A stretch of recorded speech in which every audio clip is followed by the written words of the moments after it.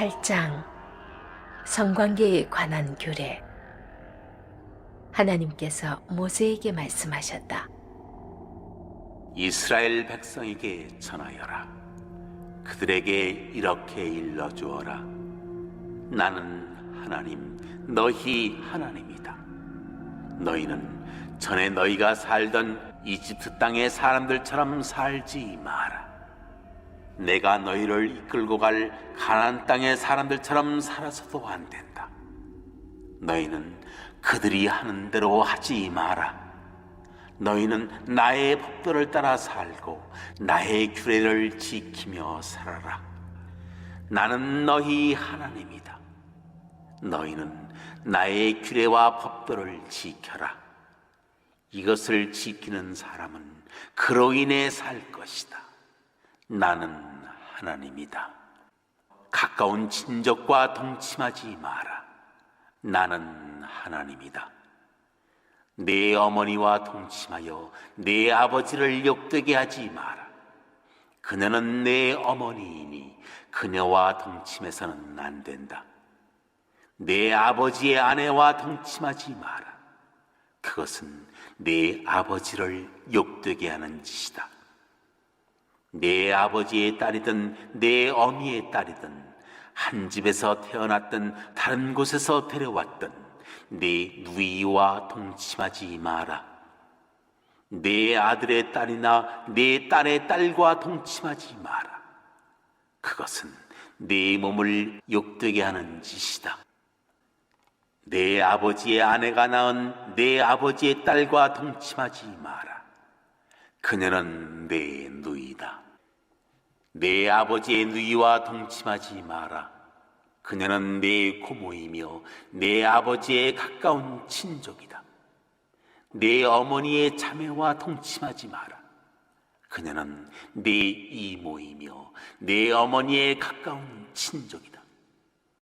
내 숙부의 아내와 동침하여 내 아버지의 형제 곧 내 숙부를 욕되게 하지 마라. 그녀는 내 숙모다. 내 며느리와 동침하지 마라. 그녀는 네 아들의 아내이니 그녀와 동침하지 마라. 내 형제의 아내와 동침하지 마라. 그것은 내 형제를 욕되게 하는 짓이다. 한 여자와 그 여자의 딸과 아울러 동침하지 마라. 그녀의 손녀들과도 동침하지 마라. 그들은 그녀의 가까운 친족이다. 그것은 사악한 짓이다. 네 아내가 살아있는 동안에 그녀의 자매를 첩으로 맞아 동침하는 일이 없게 하여라. 월경 중이라 부정한 상태인 여자와 동침하지 마라.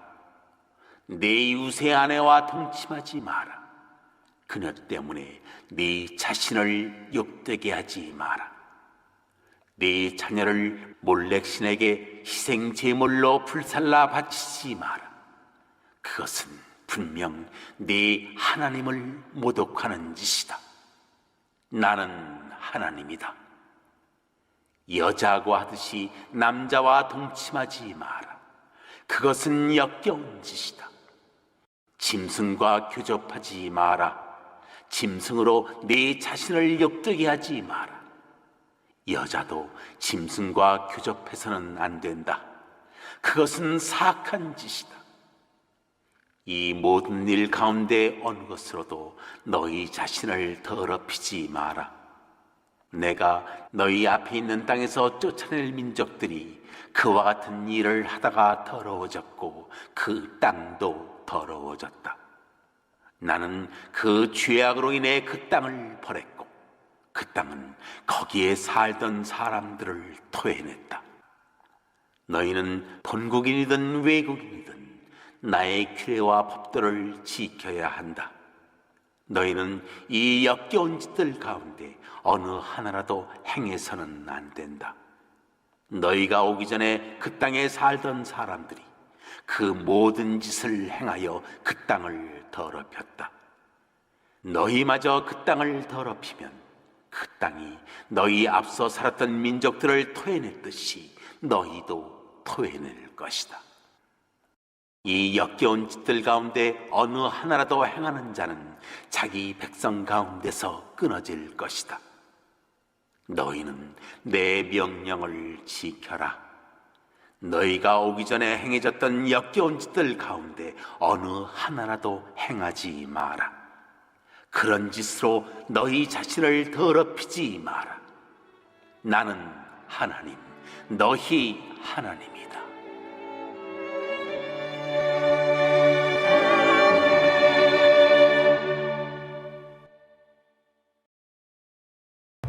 (18장과) (20장은) 비슷한 내용을 다룹니다. 18장은 불법적 성관계와 몰렉 숭배 및 그와 관련된 가증한 종교적 관행들, 자녀희생, 접신술, 마술이죠. 관행들을 금지하고 20장은 그 금지 명령을 어겼을 경우 뒤따를 가혹한 형벌을 경고합니다. 18장과 20장은 궁극적으로 가족 관계를 보호하기 위한 법이라는 것을 알 수 있습니다. 19장이 그 사이에 끼어 있습니다. 19장은 다양한 사회윤리법을 나열하면서 10계명을 중심으로 동포에 대한 사랑과 약자 보호, 사회 정의를 목표로 삼습니다. 가족보호법이 양쪽에서 사회유지법을 둘러싸는 형태인데 아마도 18, 20장 구조는 가족이 사회의 가장 기초적인 단위인 것을 염두에 둔 의도적인 편집으로 보입니다. 18장이 먼저 금지하는 것은 떠나온 애굽과 곧 들어가서 살게 될 가나안 땅의 풍습과 관례입니다. 새로운 약속의 땅에서 하나님의 언약 백성은 전혀 새로운 차원의 가치관과 삶의 기준을 따라 살아야 합니다. 그들은 하나님에 대한 신앙과 삶의 법도를 따르면서 이방신들과 그들에게서 기원한 풍습과 규례를 버려야 합니다. 5절로 11절입니다. 당장에 금지되는 것은 근친상간입니다. 먼저 레위기 18장과 20장에서 성적인 관계를 말할 때는 동시에 그것이 결혼관계를 의미하기도 합니다. 구약 율법은 남녀의 혼전 순결을 요구하므로 성관계와 결혼관계를 구분하지 않습니다. 이것은 4개의 그룹으로 나뉘어 있습니다. 그중 첫째 그룹은 직계가족이죠. 여기에는 당연히 조부모 이상을 포함하는 부모와 자매 그리고 딸이 포함됩니다. 18장에 친딸과 장모 그리고 여자 조카가 빠져 있는데 20장에서 장모가 포함되므로 결국 친딸과 여자 조카가 명시되어 있지 않습니다. 밑에서 다루고 딸이 포함되지 않은 이유에 대해서는 견해가 분분합니다. 어떤 사람은 17절에서 딸이 포함된다고 주장하나 그 구절은 이미 딸을 가진 여자와 결혼을 하는 사례죠. 따라서 그 딸은 친딸이 아닌 의붓딸입니다. 6절에 살붙이라는 표현의 직계가 한꺼번에 포함되므로 딸이 자동적으로 근친상간의 대상에서 분류된다는 주장도 있습니다. 그렇다면 어머니의 경우는 더욱 자동적으로 배제되면서 언급할 이유가 없는데 왜 어머니는 목록에 들어가 있는가 하는 문제가 생기죠. 설득력 있는 것은 어머니는 가장 역겨운 사례의 대표로 들어가 있다 하는 주장입니다. 그것을 기준으로 여타의 모든 역겨운 직계 간의 성관계가 금지된다는 것이죠. 직계를 통해 나와 수평적 관계에 놓인 여형제들과의 성관계도 금지됩니다. 이것은 이스라엘 백성이 탈출해온 이집트 왕가에서는 혈통 보존을 위해 남매 간 결혼이 일상이었다는 사실과 잘 대조됩니다. 이 누이의 범위는 친누이뿐 아니라 반누이, 즉 배다른 누이, 이복 누이와 동복 누이, 이부 누이와 나아가 아마도 의자매를 모두 포함합니다. 여기서 의자매는 자신과 아무런 혈연 관계 없이 아버지의 새 어머니가 이미 낳은 딸로서 아버지 아래 입적한 여형제가 되죠. 9절은 누이와의 성관계를 금지하는데 이 누이의 개념이 모호합니다. 아마도 9절의 누이는 친누이와 반누이를 모두 포함한다고 보는 것이 가장 자연스럽습니다.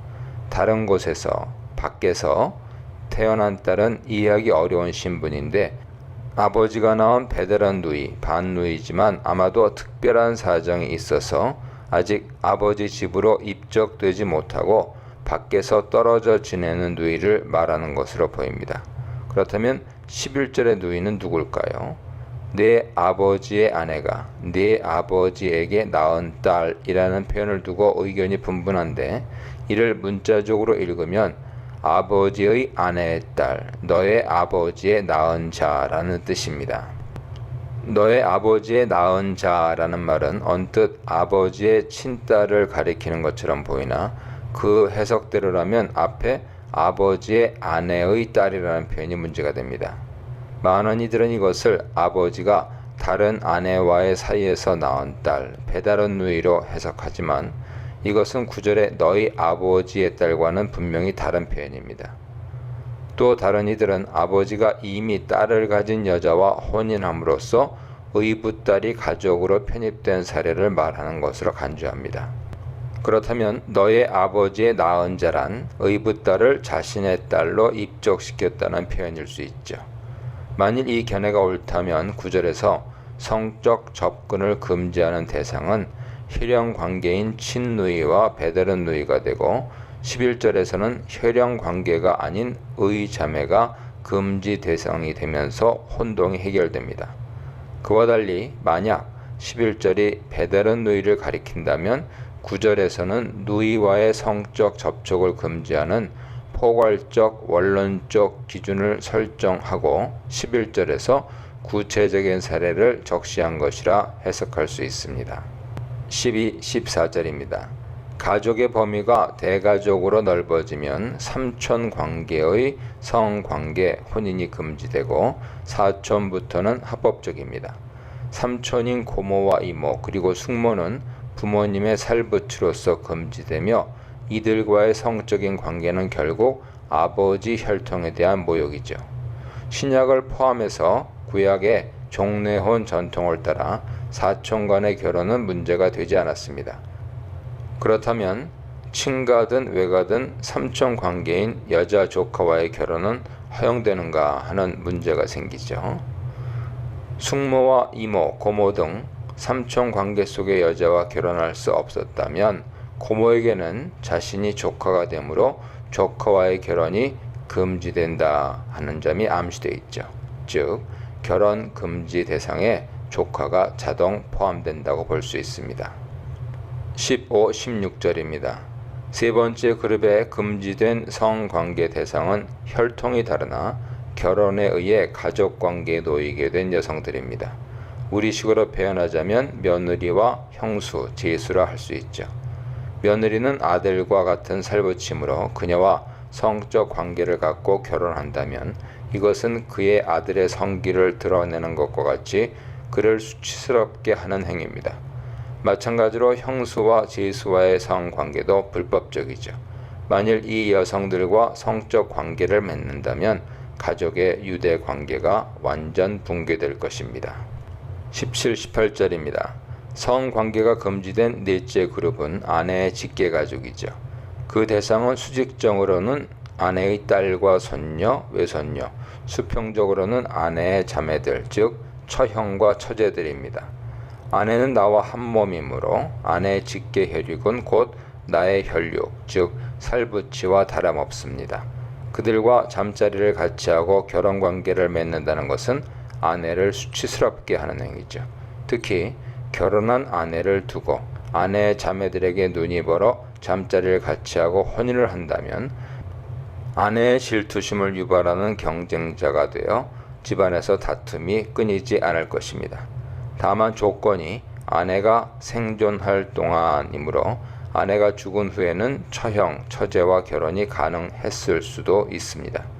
한편 레위기 18장 율법이 주어지기 전인 족장 시대에는 금지된 결혼을 묵이라는 장면들이 나타납니다. 우선 친남매가 아닌 배다른 남매 간의 결혼이 허용되었습니다. 그는 정말로 나의 이복 누이로서 내 아내가 되었습니다 하는 창세기 20장 12절의 아브라함의 진술이 이를 나타내죠. 또한 아브라함의 형제 나홀은 조카인 밀가를 아내로 맞았습니다. 창세기 11장 27절에 나오죠. 야곱의 장자 르우벤은 아버지의 첩 빌하와 관계를 맺었으며 다말은 시아버지 유다를 속여 집안의 혈통을 잇는 행위를 저질렀는데 레위기 법에서는 아버지의 아내와 며느리와의 성관계 금지를 나란히 배치하여 이를 어길 경우 사형에 처할 것을 명합니다. 레위기법은 이제 이러한 모든 행위를 불법으로 간주하여 금지합니다. 성민과 선민, 성민의 길, 생명의 길, 성민과 성민에 대해 묵상해 보시기 바랍니다. 19절로 23절입니다. 여기서 여인을 나타내는 히브리어 이시아 어법상 남편의 아내로 이해될 수 있습니다. 레위기 12장은 산후 출혈을 생리와 동일한 성격의 것으로 취급하죠. 거기서 여성의 자궁 출혈은 그녀의 아픔, 쇠약함의 불결로 표현되었습니다.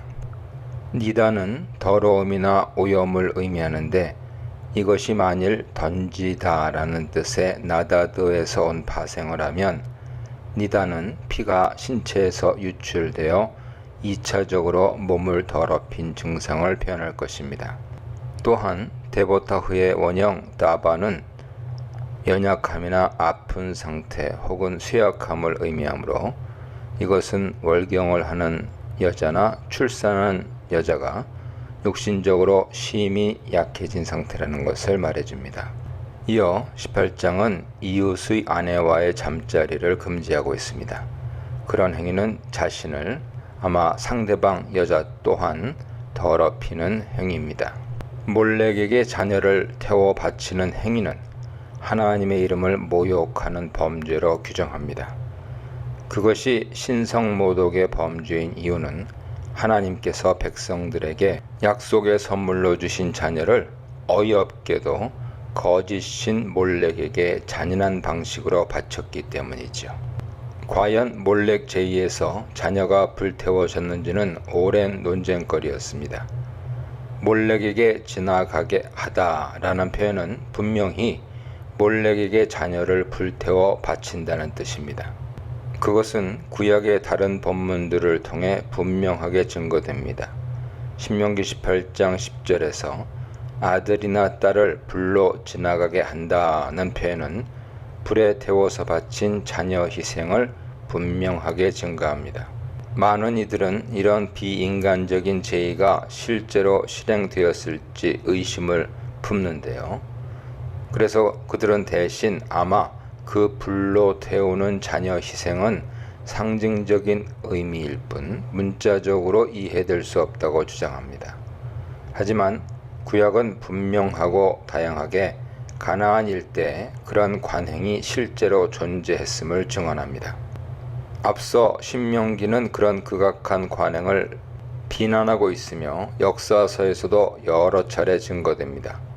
예를 들어 우상이 난무했던 아하스 왕 시대 자녀를 불살라 바치는 희생 제사의 악행이 자행되었고 가장 악명 높았던 므낫세 통치하에서는 가나안의 신 바알과 아세라가 득세하면서 흰놈의 골짜기에서 자녀들이 불태워져 희생되었습니다. 신명기 12장 31절, 열왕기하 16장 3절, 역대하 33장 6절 보세요.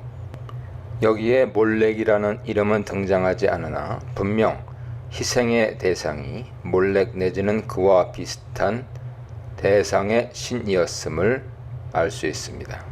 이러한 고발은 역사서에 그치지 않으며 선지자들로 이어집니다. 예레미야 7장, 32장, 에스겔 16장, 이사야 57장 보세요. 22절은 동성애를 금지하고 있습니다. 그것은 가증한 일입니다. 가증함은 혐오스러운 도덕적 문란과 마술과 우상 숭배 행위를 포함한 종교적, 사회적 혼란을 일으키는 행위로서 심지어 땅이 토해낼 정도로 그 오염이 심각함을 표현합니다. 이에 비추어 이집트인들이 히브리인들과 한 상에서 음식을 먹고 목축을 하는 것과 이스라엘 방식의 제사가 이집트인들에게 역겨운 일이라고 한 것은 히브리인들을 배척하고 무시하는 이집트인들의 감정을 잘 드러냅니다.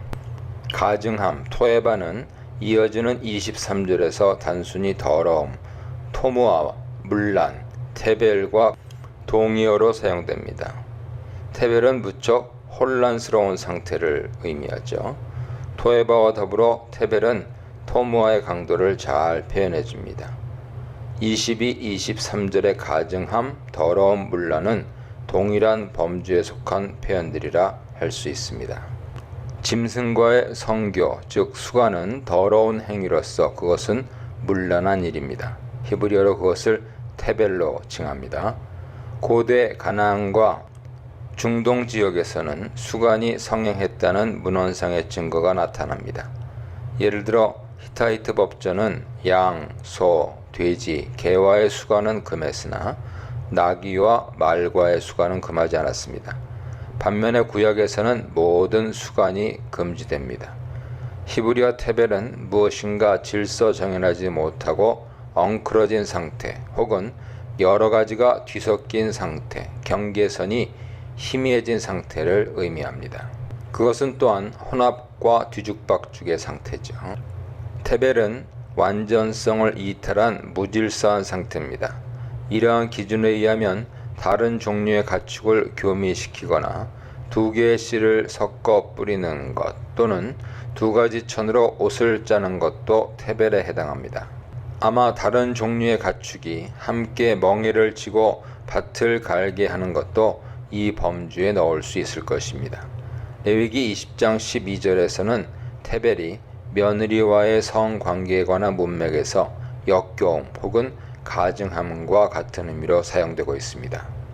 이런 점에서 다른 모든 금지된 성관계를 테벨로 정의할 수 있습니다. 즉, 수간, 동성애, 그리고 여타의 금지된 성관계들은 모두 하나님의 창조 질서를 뒤죽박죽, 테벨로 만드는 짓입니다. 고대 가나안 지역 동성애 증거가 희박하다는 주장과는 달리 가나안 신화에서는 신들과 동물의 교접이 일상적으로 벌어졌으며 구약은 가나안에 만연했던 동성애 풍습을 고발하고 있습니다. 이러한 일들은 창조 질서를 파괴하는 행위이므로 전면 금지됩니다. 창세기 19장, 사사기 19장 보세요.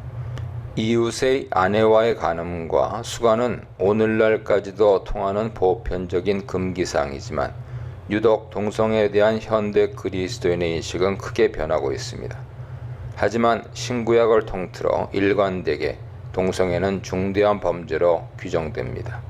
신약에서도 그것은 다른 성범죄와 우상숭배와 더불어 영구적으로 금지된 테벨 악행입니다. 로마서 1장 26절, 고린도전서 6장 9절, 디모데전서 1장 10절 보세요.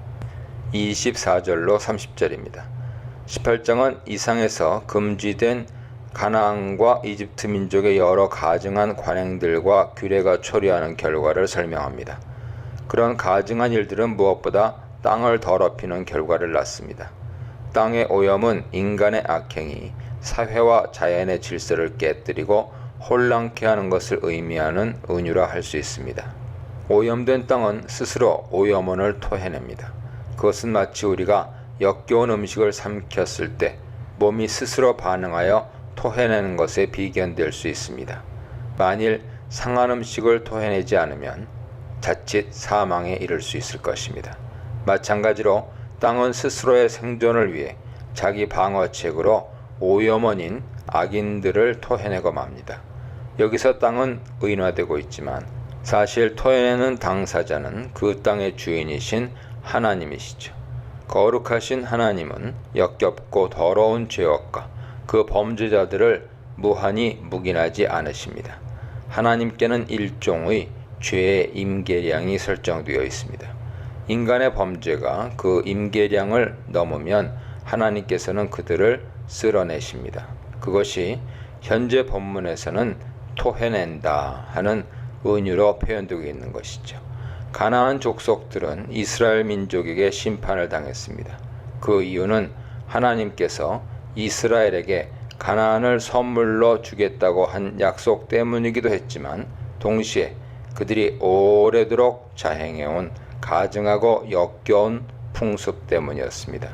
땅은 그들을 토해낸 것처럼 이제 범죄한 이스라엘 백성도 토해낼 것입니다. 성적 자유 제한, 자녀에 대한 자유 제한, 땅을 향한 자유 제한에 대해 묵상해 보시기 바랍니다.